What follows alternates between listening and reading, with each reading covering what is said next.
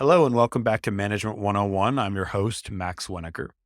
Today's topic is about communicating with your organization. I'm going to talk through some good ways to do it effectively and also some examples from organizations I've worked with. Why don't we start with the why? So, why is communicating with your company or your team important at all? Let's say that you're a company of six people. It is really easy when you're six people to make sure that everyone knows what is going on. I work with a client that's about this size today. They are able to have a daily stand up to discuss what everyone is doing. It literally takes 15 minutes for everyone to get caught up. But as your team or your company grows, that detail gets lost. When a company is, let's say, 60 people instead of six, now everyone has just a little bit less context of what is going on around them. People are going to start bumping into each other in their work. Not everyone will be rowing in exactly the same direction anymore. All these problems are more or less solved by good communication, and particularly when it comes from you as the leader. So, you as a leader, generally speaking, are probably far more knowledgeable about what is going on around you than anyone who reports to you or anyone in your organization. You also have a clearer sense of why. There are three whys that I think are relevant here. One is the why that you're all here. What is the reason that this company exists and the direction it's going? Two, why are certain things being done in your company? Like why certain priorities exist and are being focused on. And three, why certain other things are not being done or have been deprioritized. When everyone clearly understands all three of these whys, it's a lot easier for individual to prioritize the right work and involve the right people in that work as well. What are some indicators that your communication quality, quantity, or form could improve? Sometimes managers and leaders do not notice that there is opportunity to improve their approach to communicating until it's well past the time that their business is no longer performing the way that they expect. If you've arrived at the point of my business is not doing what I think it's supposed to be, then you're definitely at a point of needing to shift the format in which you communicate. So here's some indicators that prior to that point, perhaps your communication with your org could use improvement in some way. I came up with three. One, you've been recently hearing complaints about people encroaching on each other's territory. And to be clear, I mean, this is not just related to one person who might be a bad culture fit, but more generally speaking, this is applying to multiple teams or multiple organizations. Two, you have noticed that certain people or teams are doing work that does not seem to align with what you think the company at large should be focused on. And then three, there are any indicators that morale has started to decrease, for instance, in an employee engagement survey. And when I say that morale has decreased, I mean specifically related to the topics of um, people finding meaning in their work and then also their understanding of the company's priorities, mission, or goals.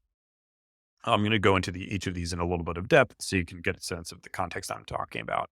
So the first one, you've recently been hearing complaints about people encroaching on each other's territory. As a company leader and or people manager, you probably have one-on-ones with at least your direct reports, if not also with people deeper into your organization who don't directly report to you. I'll talk more about this later, but if you don't have these types of check-ins with people outside of your direct reports, I definitely encourage doing so. Like I mentioned earlier, it is totally normal for companies to start having territorialism as they grow. This is kind of natural, but it's also an indicator that not everyone is quite focused on the right set of initiatives, or at least they're not focused on it in the right way. If you are hearing from some of your team members that they're experiencing territorialism from other parts of the org, then you might be having this problem. People can run into each other when they're not super clear on what needs to happen and why. They might also run into each other if ownership is not being effectively identified and delegated by you and your leadership team. Scenario number two, you have noticed that certain people or teams are doing work that does not seem to align well with what you think the company should focus on. This one might seem pretty obvious. if you've got teams or entire functions that are doing things that don't make sense to you, it is very likely that that team is not getting the information it needs about the company's priorities. I once worked on a team in which we decided that we were going to be laser focused on the unit economics of our business. Can't even tell you why. I just remember being really excited about it at the time. We were really excited when at the end of, I want to say it was a couple months of work, we became the first business unit in the company to achieve operational profitability. That was awesome for us. The leader of the larger org, so it was like my boss's boss's boss, um, wasn't quite as happy.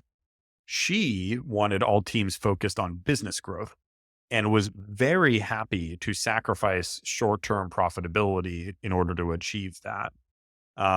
We were focused on profitability at the expense of growth. And so the fact that those two things were misaligned between what we thought needed to happen and what the leader of the organization thought needed to happen indicates that there was probably some key communication points missing from that leadership team. And the third scenario, that there are any indicators that morale has decreased in some way, like in an employee engagement survey. I was talking to a friend of mine the other day who has an extensive background in neuroscience, and he was explaining to me that people inherently want to be part of something bigger than themselves because thousands of years ago, when we were, hunters and gatherers fighting for our own survival every day, we needed that. Evolutionarily, we are wired to want to be a part of a collective where everyone has their own role, and the end result is that the whole community thrives. Back then, it was some people hunting and some people gathering. Today, obviously, the survival part in a large corporation isn't quite as relevant, but our brains are still wired that way. I've found that people really crave meaning and inclusion from their work. And it feels really good to be a part of something bigger than yourself, where you see both what your part in it is, as well as where it is headed. So as companies get bigger, sometimes the what your part is, as well as the where it's headed, start to get a little bit less clear.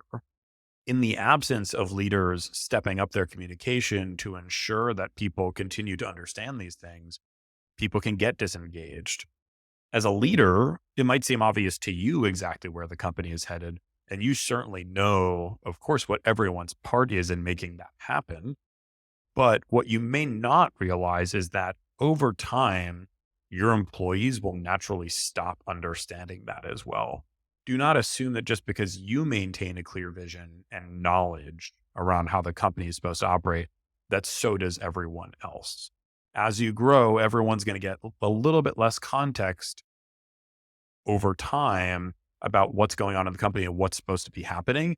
And what will occur if you sort of expand that out a bit is people will be doing work that they really just don't understand how it layers into what the company is trying to do. And they will naturally feel a sense of disengagement. We've now talked about why communicating with your company or your team is important. Now let's talk through what the effective methods of communication actually are. So we know what the problems are, and then here are the solutions. So I think that there are a few different methods of communication. I'm going to talk through the ones that are kind of my favorites. These are definitely not the total sum of things that you can do, but they're at least good starting points. So one thing that I don't see every company do that I think is a really good mechanism to get people involved and sort of feeling like they're a part of the larger company mission and they understand what's going on, is the all hands. So an all hands is typically a meeting that is hosted by the leadership team of the company on a regular basis. I have been part of some companies. For instance, at Uber, we did this once a week, every single week, and it included a Q&A with the CEO. So he took time out of his day every single week to present and answer questions for the whole company. And I think it gave everyone a really good sense of what was on his mind and also where what the direction of the company was. You as a leader can certainly host something similar for your own company. I think an all hands probably is best split into a few different parts. And I guess actually before we even get to those parts, let's talk through some overall best practices. One, if you're going to host it every week, which is a totally reasonable thing to do, it's also important to think about the cost of that meeting and also people's attention spans. I find that most team meetings really shouldn't be going more than 30 minutes, and an all hands is no exception. And all hands tends to be something that people are listening to rather than participating in. If you run a 300-person company, you cannot have it be a discussion, of course. So having it set to just 30 minutes so people can really stay at attention the entire time is a good idea. Um, the other thing to think about is just this is very tactical, but kind of important. The day of the week that it happens. If you're hosting it on a Monday or a Friday, you might get folks who are out of the office sometimes or really catching up from the weekend on Mondays. I find it best to be done during the middle of the week, like a Tuesday or a Wednesday or a Thursday. You have most of the org in office that's going to be in the office that week. And you also, people aren't super um, overburdened or stressed by some of the other work that they're doing, like they might be on a Monday. So those are some basic tactical things. But now talking through what an all hands contains. First, I think an all hands is a good place to talk through the current performance of the company. Some basic metrics, talking through here's how we've done over the last week or the last month. Here's the growth of the business and our core metrics, and based on the goals that we've set for ourselves this quarter or this year, here's how we're performing against those. No need to go into too much depth, but at least giving people a general update on what's going on in the business from a metrics perspective, as well as from a more qualitative perspective. Here's some major updates that are happening in our company. We just brought on this person or this leader who's going to help us do X, Y, or Z. Um, we just closed this really big contract with this vendor or client who, this is our biggest contract to date or something like that. Anything else that sort of like gives folks a sense of what's really going on more broadly at the company. So that's part one. Keep that to 5 minutes or less. The second part, oftentimes I like having different parts of the org do updates on what's going on in their function. So for instance, um, I'm working with a client right now that's a couple hundred people, and they have a bunch of functions. They have the engineering and product function. They have the operations function. They have the support function. They have an accounting and finance function. When that company was 10 people, of course, everyone knew what each other was doing. Now that they're at this size, they don't anymore. They might not even know everyone who's at the company at this point. So getting every leader of each function to give a few bullet points as to like, here's what we're focused on and why right now could be a really good way to keep the rest of the company informed and make people feel like, oh, like I understand how all these different pieces fit together. And so definitely recommend some version of an update by function. And you can either give that yourself as the leader or hand it off and have it be something that each function participates in. The next part, this is part 3 of 4. Third part is actually, I think, maybe one of the more important parts in terms of engaging people and making them feel like they're part of something bigger. And that is deep dive. So one thing that I got feedback on from one of my teams when I was working in Latin America at Uber was we'd gotten to this, I guess, 30 or 40 people. And it had become clear at some point that like not everyone knew what each other was doing or why. And it was one thing to sort of like have each of my leaders give updates on what their function was doing. But the I think the feedback was something like, I don't feel like we're really like an entire unit. We are separate functions that just happen to report to one person.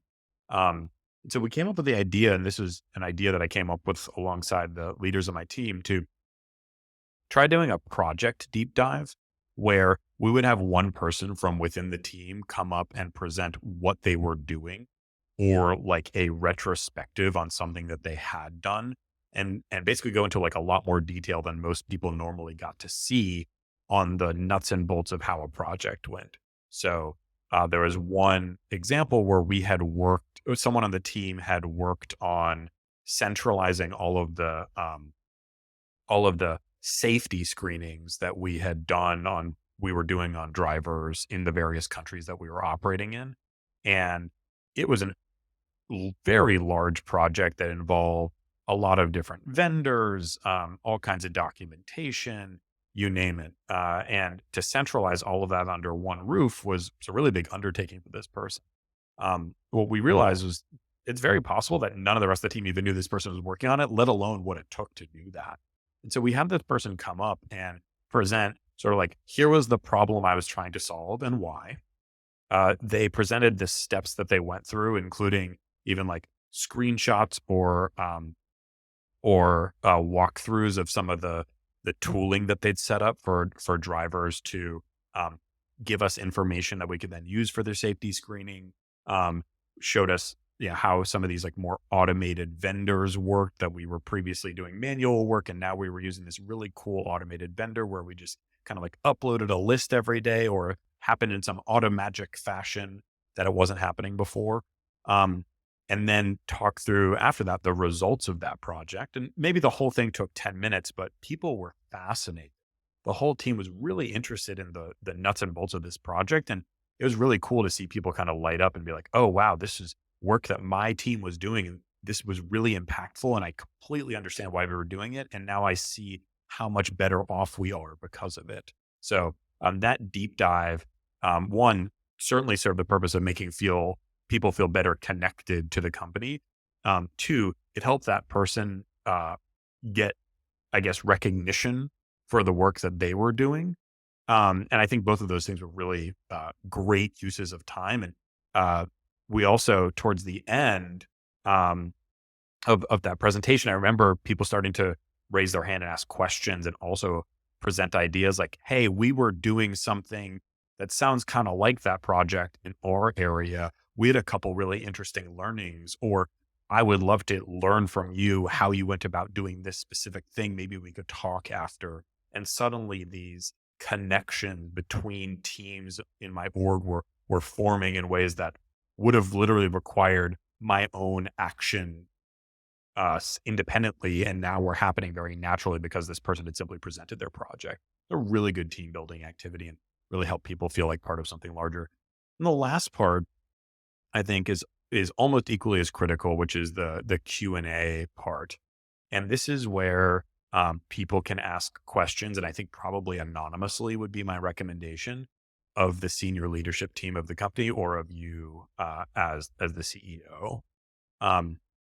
The reason I say that these questions might make sense to do anonymously is because there are often um, questions that people have or concerns that people have that they do not wish to raise because they simply don't want to bite the hand that feeds them. But it is really important information or concerns to get out in the open. I think I've actually given this exact example on this podcast before, but I remember there was one time where um, we were going through a really big change in one of my teams where we're actually shifting everyone from contractors to full-time employees. Is a really big change, and overall, we as a senior leadership team at the company thought this was a really positive change. Um, when I presented this change to the team, and I was thinking, oh, this is a really good thing. I didn't see a lot of smiles in the room or in the Zoom room, I guess. And I was kind of confused as to why, but I made space multiple times during the presentation for questions. And I said, look, I'm even happy to sit here awkwardly in silence if people don't want to ask questions. Like, I was really trying to make a joke out of the fact that no one was asking questions, and still no one asked a question. I left that meeting and I pinged the leads on my team who were direct managers of these people. And I said, we've talked through this change, and this is literally based on the feedback that they were providing, that they felt like they didn't have job security, and they didn't understand why they weren't full-time employees of the company. And the leads just said to me, yeah, we don't know what's going on either. We thought this change would be received well. So anyway, fast forward a few days, and one of my leads comes to me, and I think it was in a one-on-one, and she said, okay, so I actually found out totally randomly or totally by coincidence. I happened to find out some more information about why people had such sort of like upset looks at that meeting. And it turns out that there were a ton of concerns around what this meant from a taxation perspective, what this meant from a benefits perspective, all these questions that came up in individual one-on-ones that simply no one was comfortable asking in a team meeting. And so the next team meeting, I submitted a Q&A form beforehand, and I um, basically like just gave an open field in a Google form, and I said, fill out whatever questions you have. They will be totally anonymous, and then we'll answer them in the team meeting. And then came in all the questions around what's the deal with benefits? How does taxation work? Um, all of these questions that people simply weren't willing to ask live because I think they didn't want to look bad, or sometimes I'm not comfortable asking questions in front of a large group. Why wouldn't other people feel that way? And so the reason I say anonymous is because some of these things that are definitely concerns that are super valid may just be things that people don't want to ask in front of a whole other team or whole company. And so sending around a Q&A form beforehand. At Uber, we use this tool called Slido, which allowed people to upvote certain questions, kind of like a Reddit thread. Um, and it allows the most popular questions to rise to the top, and then you as a leader can answer them in front of everyone. It also gives you as the leader the benefit of being able to see the questions in advance. So if it's a hairier topic, you have some time to prepare the answer. I think this is also a really good way to help people feel like they are being heard and that they're involved, when they can literally ask questions of you as the CEO or the senior leader in the company. Cool. So we talked about all hands and some best practices there. The next one is function level discussion. So taking a step down from the company leadership level and going into the individual function. So, for instance, I have a client who I'm working with right now, who of course is a CEO and has a COO. But then there's like, for instance, an operations org that includes the support organization as well as some other pieces of operations that maybe makes up 20% of the company's employees. And that team has a weekly meeting where they go through more in-depth sort of like priorities and and plans and problems that they're facing. And I have noticed that when the CEO joins these meetings, the CEO and also the COO and the senior leaders, when they join these meetings, they walk away with a much more nuanced understanding of what's going on at the company. And I even talked to them, and we figured out how to make connections between what that team is doing and what another team is doing that might make sense to try to like put together or have work together in some way. So having the senior leaders be part of those function level discussions and ask really thoughtful questions around, well, like, how does this piece fit together with that piece? Uh, in the right environment where you've built trust, you can then walk away and say, okay, like clearly these two functions are working totally in silos. They might be even tripping over each other because I heard this same discussion happen in another functional meeting. I'd better bring this group together and figure out how we work on it as a larger company. So I think it's also potentially very useful to join function level discussions like ops or finance and accounting, sales, you name it, like these different functions. Having a senior leader like a CEO or one level down be part of those discussions, and then try to triangulate or coordinate with other functions and then bring them together can yield really good results. Um, Another approach that I like to take in terms of as a senior leader, like finding methods of communication to help people feel like they are um, still connected to the rest of the company and connected to the leadership team is what I call skip levels. If you're a CEO and you have a bunch of layers in your company, you might call them just sort of like randomized one-on-ones. When you have your normal one-on-ones, that's going to naturally be something you do with your direct reports. And hopefully you do that on a pretty consistent basis. And if you don't, please start doing that. The whole episode dedicated to that. So we won't go too much into it here. Um, if you select on let's say a regular basis, someone random within the company to chat with, hopefully they're not too intimidated by it. I think you can probably message it in a way that is a bit disarming rather than like, oh my God, I'm about to talk to the CEO of this company that, I'm some like very junior person and they're like 25 layers above me or whatever.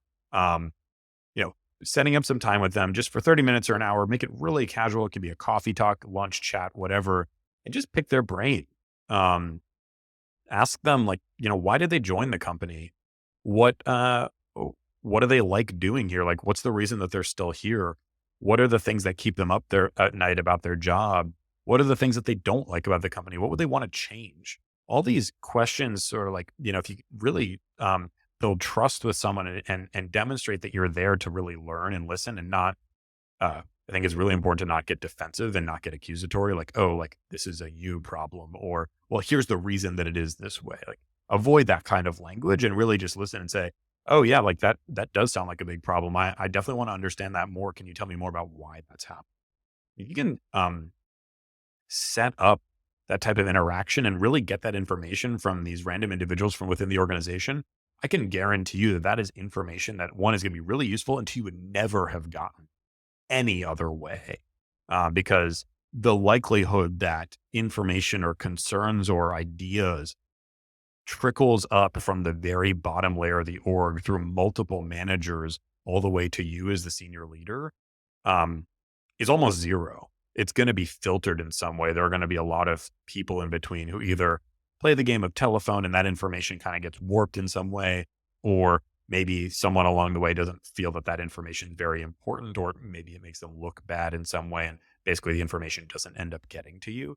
So having these random one-on-ones throughout the org, you might get like some really interesting insights around how the company is doing, or how different functions are handling certain problems, or uh, stones that have been left unturned that are big opportunities for the company, that you simply would never have gotten otherwise. When I was in college, we read a case study about this airline called SAS. This is Scandinavian Air System. They're like the major airline across Scandinavia. They had a they had a CEO who came in, I want to say in the 80s and early 90s, and the company was falling apart. And he published this, what they called the Little Red Book. I'll have to find that because it was a really interesting case study. But published this thing called the Little Red Book, which basically outlined the need for communication from the front line directly to the executive suite. And he went out of his way to interact with frontline employees. We're talking gate agents, ticketing agents, flight attendants, pilots, you name it. All the people that actually made the things happen on the ground, and encouraged them and even set up systems by which they could directly communicate ideas or thoughts or concerns with the CEO, and he would respond personally. And what resulted was an incredible turnaround of this company over the course of a few years, as all of this information that had been stuck at the bottom layer of the org trickled its way up to the people who could actually make decisions and make changes. Uh, One thing that resulted was just like there was a lot of great ideas down there. But two, the other thing was that the engagement within the ranks of the employees really changed, because suddenly people felt like they were being heard and they were a part of something, because literally the CEO of the company was personally responding to their ideas and enabling them to take frontline action, or just to surface what they thought to the people who could actually make a difference. And so the culture completely turned around, and employee engagement skyrocketed. So those random one-on-one, they're going to be awkward at first. I can guarantee that, but you hopefully get the hang of them over a couple reps, and you just think about it as like, hey, I'm just here to listen. Um, and this is another human being. Hopefully that can help you sort of feel more comfortable with the interaction that otherwise like wouldn't have happened. Um, the other benefit, I think, of doing these is word will get around. It is very clear when I work with companies whether people feel like the CEO and the leadership team are accessible or not. And it is very clear the impact that that has on people's levels of engagement. When someone feels like they can bring thoughts, ideas, concerns to the leadership team, they feel much more comfortable and engaged than someone who feels like they're in a place where they're simply being told what to do. And of course, you as a leader probably have no idea you're giving off this vibe, but most leaders give off the vibe that, like, I am focused on certain things. And while, some of them might make it clear that the people on their team are important to them, I think naturally in the hierarchy of organizations, they also make people feel like there are different levels of individual and simply like, it's not worth my time as a executive to be talking to you, at the entry or bottom level of the organization. That creates a culture, whether you intend it to or not, and it creates a set of expectations, and it creates power distance, and none of those things are good for companies that want to stay innovative and stay nimble and want to keep people engaged over the long term. The last idea I'll mention, I guess I've got an idea and a half left, if you will. The last full idea I'll mention is emails. There is definitely a place for written communication from the CEO. What I have found historically is that CEOs only send emails when something really bad has happened, and they're super long emails, and they are very curated. So it sounds like it's coming from like a PR team, and it's super long, and it's kind of hard to read.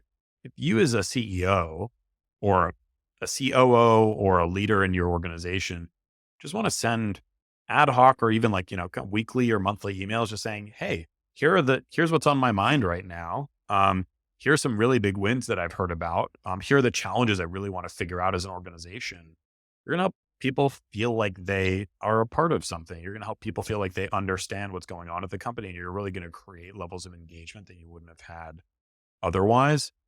To build that muscle of just sending a note to the team and saying, hey, here's what I think is going on right now, in a more casual way than maybe an all hands presentation normally would be, just a email from the CEO with my thoughts on life and maybe, Dunkin's best coffee flavor this month or something like that.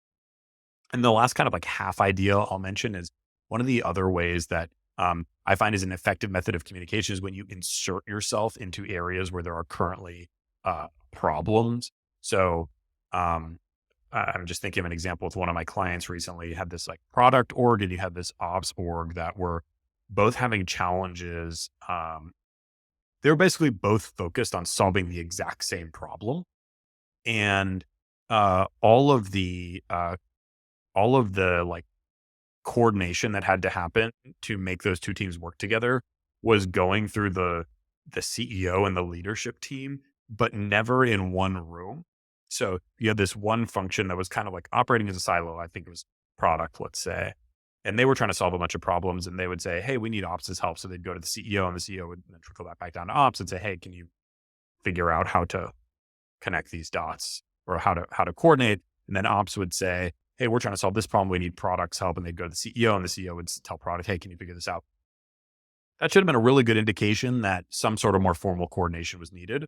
When you have teams that are running into each other that are being territorial, even if it's unintentional, you as a CEO, instead of saying, hey, go figure it out, which is what I often hear happen because CEOs are really busy people, you as a leader saying, hey, go figure it out because you're really busy, step in, set up a meeting, figure out first, what is the underlying problem that needs to be solved, and then delegate to an owner and commit to a recurring check-in on that problem. If it is something that is slowing down the team and causing people to feel disengaged, it is a very important problem. And instead of delegating to your team and getting uninvolved from there, get more involved and figure out how you as the leader can help push people forward as a unit rather than saying, hey, just go sort it out. So I think inserting yourself into problems of coordination between teams or problems of territorialism and saying, okay, like this isn't working. I want to understand what's happening. And then I want to assign an owner and have a very clear plan to solve this. It will go a long way towards people feeling like, one, you as the leader are involved and they believe that you are actually trying to help solve this problem. And two, you'll actually help solve the problem. So I know I've been kind of droning on now for a while about different methods of communication. Hopefully you've gotten something useful out of all of these and can apply them in your own organization. And hopefully that helps create higher levels of engagement as well as helps you get better information around what's going on in your org and helps you make better decisions over time. So thanks so much for listening and talk to you next time.